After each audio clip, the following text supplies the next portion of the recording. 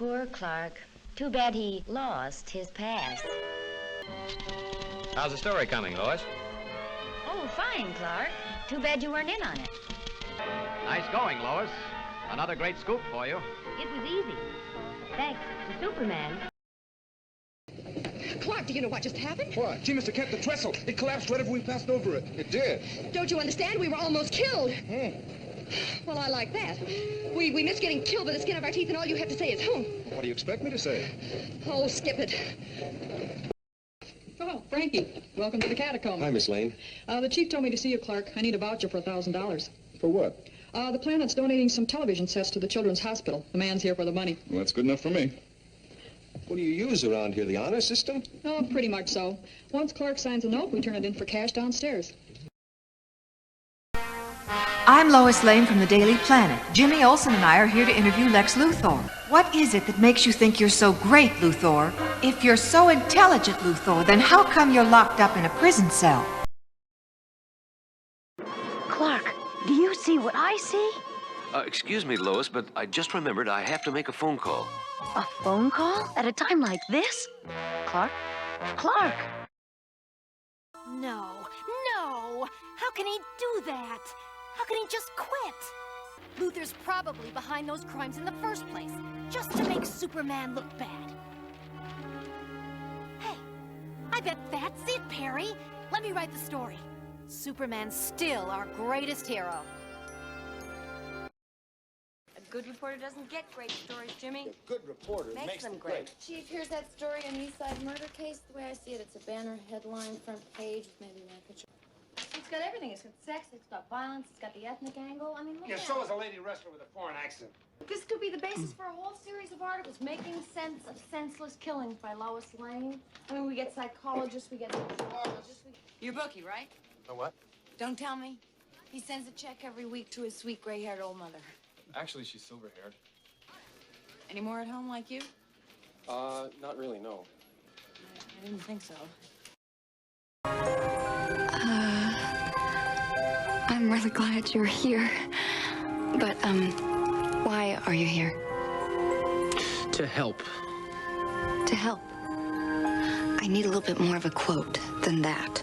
Something like, I have not yet begun to fight, or damn the torpedoes. Something like that. I mean, if you said, I am here to fight for truth or justice. Nice S. Excuse me? Right here. He's strong, he flies, he's the Nietzschean fantasy ideal all wrapped up in a red cape. The Superman. I'm confused, Kent. See, I've lived in Metropolis most of my life, and I can't figure out how some yokel from Smallville is suddenly getting every hot story in town. Well, Lois, the truth is I'm actually Superman in disguise, and I only pretend to be a journalist in order to hear about disasters as they happen and then squeeze you out of the byline. You're a sick man, Kent. The world's in permanent lockdown, free speech is all but dead, and you don't know what's wrong? Lois, we've been over this 1,000 times. Why can't you see the bigger picture? I can see just fine, thank you. You're the one who can't see where this is leading. Go ahead, finish. You're doing everything you can to what? Make sure everyone bows down to worship you? Is that what you were going to say? What are you doing here so late? I could ask you the same thing. Pretty young lady alone in the building? I'm emailing Luthor. We were supposed to have an interview tomorrow, but he left for Gotham a few days ago, so I wanted to see if he could reschedule. That's funny. I heard you were going to Gotham, too. Not me. I just got back last week. So why the sudden interest in Superman Black Mask? Getting tired of me? He's working with Luthor. Luthor? They were talking on the phone. Luthor's been here in Gotham since last week. This is Lois Lane of the Daily Planet. My battery is about to die, and I will likely be joining it soon. Earlier today, the Amazons captured some of Aquaman's advanced scouts.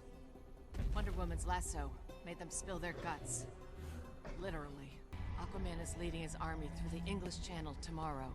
The Amazons are worried that if he gets his secret weapon past their shield, they'll be vulnerable. Final thoughts. If there is an afterlife, a cushy anchor job would not be out of line. And my husband saves the day yet again. You know, Smallville, there's something amusing about being married to a guy who can see through a brick wall and change the course of mighty rivers, not to mention fly. Yet still likes to walk to work. That's just the farm boy in me. You know, if the rocket ship that brought me to Earth as a baby hadn't landed in Kansas... You'd still have incredible abilities far beyond that of mortal men. But I'd be calling you Bronx instead of Smallville. We have spent our days asking where he went, debated why he left, and wondered if he's even alive. We had become so accustomed to looking into the sky for help that we had forgotten how to save ourselves. Yet disasters have come and gone since he left us. Mankind has learned how to survive without him, and perhaps we no longer even need Superman. But on the anniversary of his disappearance, one question remains. Where is Superman? Let's start with the big question. Where'd you go? To Krypton? But you told me it was destroyed ages ago. Well, you're back, and everyone seems to be pretty happy about it. I read the article, Lois. Yeah, so did a lot of people. Tomorrow night they're giving me the Pulitzer. Why did you write it? How could you leave us like that? I moved on. So did the rest of us. That's why I wrote it. The world doesn't need a savior. And neither do I. Well, try reading a gossip column. Practically all of Metropolis thinks we're dating anyway. You're clinging to keep one last part of you separate from us. And the only reason I can fathom is that for an alien, you've developed a very human, very male fear of commitment. We've been together for 6 months. It'd be nice if I could start calling you something other than Superman. Between her and that Batman character, I thought these people were your friends. They are. But neither of them would sacrifice their principles for a friend. Ever since McCarthy came to... McCarthy? He's no excuse. Whatever party, whatever administration, there'll always be boogeymen like him. We need our heroes to stand up and show us what this country is supposed to mean. We need a leader. Superman, a hero for all times, by Lois Lane. Superman is more than just another superhero defending the innocent from those who would do them harm. In his remote fortress of solitude, Superman keeps a noble watch over the shrunken city of Kandor. On Earth, Superman has powers and abilities far beyond those of mortal men. In these troubled times, Superman teaches by example. The world would be a better place if we all had a little Superman within us. Happy anniversary, Lex. Here's to another 23 glorious years, darling. Who was that red-headed guy I just passed in the hall? He looked kind of familiar. Listen, bring Norma Jean and Jack to dinner if you want, Lex. I'm not sure I even care anymore. This is quite a story. Any comment for the press? This is front page material. That's our headline, right there. Lois Lane, Daily Planet, reporting. LexCorp has a lot to answer for. Tell you what, I'll let you take care of this. Clark will be sorry he missed this story. My birthday gift's wearing off. I can't see radio waves anymore. I can't hear the stars singing. I'm tired and sore all over like I've been dancing all night. Thanks for letting me spend a day in your world. You do a great Clark Kent imitation. You almost had me fooled. Wait till I tell him about all this. I made it through those files on the Elite. Mr. Black's backstory is a load of rubbish. Failing to mention that his sister is still alive is a good example. And that dear old dad suffered a massive stroke when Chester decided he was due for one. And how Vera's rescue resulted in the deaths of 12 people when he crushed the train that hit her. Clark! It's me, Lois. Oh my God, what happened to you? Give me your boobs. I can't believe you gave up your powers for me. I love you, Lois. Oh. Well, I guess the Daily Planet's a iPad app now. Not on my ass, because I never learned Photoshop. Clark, you idiot! I couldn't figure out layers, Lois. Sue me. No, you were supposed to remind me to TiVo Top Chef. Oh, I guess I didn't hear you. But you can hear a Boy Scout getting bad touch 600 miles away. You know what? Do that thing where you fly around the Earth really fast and go back in time. Okay, I'm not going to travel through time for Top Chef. Do you want a divorce, Clark? I begin with foreplay, Calais. What's going on? Who's that? Start by kissing her inner thigh, then spell out the alphabet on her clitoris with your tongue. The Krypton alphabet, specifically the letter... Dad, this is so embarrassing! Your dead father makes some good points about cunnilingus. Thanks. It's me. You know Henry Ackerson? Used to be White House beat, got downsized. He was a good reporter, a real shame. It's about to be a bigger shame. He's going to jump off the top of the Daily Planet. Superman, you and the League have just destroyed a multi-billion-dollar power plant that could have made Metropolis a world leader in efficient energy production. What do you have to say for yourselves? Lois, you're okay. Okay. I'm livid, like everyone else on Earth. What do you say to your critics who claim the Justice League has too much power and no oversight? Whoa. What critics? My daddy, for one. Finally, I get to put on the suit, Lois. I'm going in there a boy wearing a red and blue outfit, but coming out a man wearing a red and blue outfit. He needs to diversify more. Hi, I'm Lois Lane. I followed you here because you're the only guy with heat vision. Whoops! Sorry, didn't mean to interrupt. Is this the part where he tells you he sent you to Earth in a rocket? What? They threw out my red undies. Yeah, but we thought you'd replace them with something. All right, look. You and I don't know each other well yet, and I'm guessing Superman didn't tell you, but it's okay to talk to me. I know about him being Clark. I'm his girlfriend. He didn't tell me. Yeah, well, that's Clark. It took him a year to tell his folks. So here's the thing. While everyone else is singing tributes to you for kicking butt all over the world... They were bullies. Bullies should be punished. Right on, sister. But in the meantime, I think you've been avoiding Metropolis.